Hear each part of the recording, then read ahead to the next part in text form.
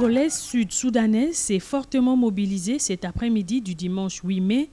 pour accueillir le président de la République, Félix-Antoine Tshisekedi, et la très distinguée première dame de la RDC, Denise Nyakero. Il était 13h50, heure de Djouba, lorsque l'avion transportant les couples présidentiels a atterri sur les tarmacs de l'aéroport international de Djouba, au Sud-Soudan. Accueilli au pied de l'avion par le deuxième vice-président sud-soudanais, James Wani Iga, et toute sa délégation, les couples présidentiels a traversé la haie d'honneur avant de rencontrer la communauté congolaise qui scandait des chansons pour l'ovationner.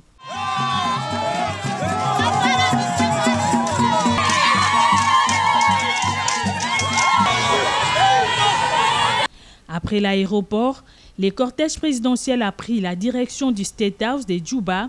où attendait le général Salva Kiir Mayardi, président sud-soudanais, pour accueillir les couples présidentiels. Après le tête-à-tête de près d'une heure avec son homologue Salva Kiir, où plusieurs points ont été abordés, les deux chefs d'État ont donné un point de presse. Dans son mot de bienvenue, le chef de l'État sud-soudanais a remercié le président congolais pour sa visite historique d'un dirigeant congolais au Soudan du Sud depuis son indépendance en 2011. Concernant les relations entre nos deux pays, le président Félix Tshisekedi s'est joint à l'appel du président Salva Kiir à obtenir de la communauté internationale la levée de l'embargo qui frappe ses pays frères afin de combattre les forces négatives qui sèment la désolation dans nos frontières. C'est vraiment dommage que cet embargo soit basé sur des préjugés, car le président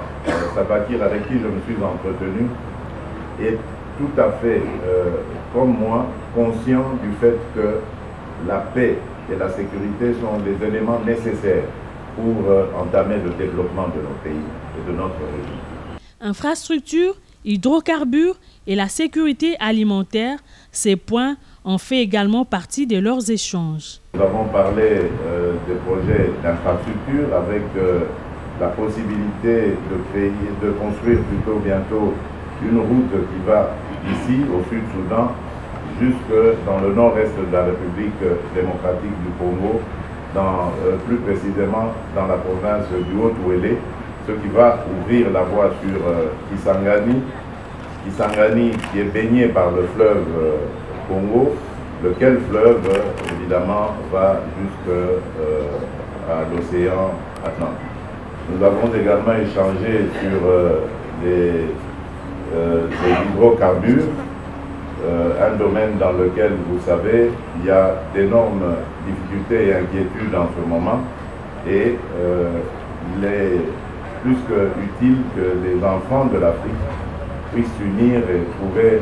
ensemble les voies et moyens de pouvoir alléger les difficultés qui sont de la conjoncture internationale, d'essayer de les amoindrir, en tout cas,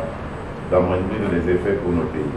Nous avons également parlé de sécurité alimentaire et j'ai eu la grande joie et la surprise de découvrir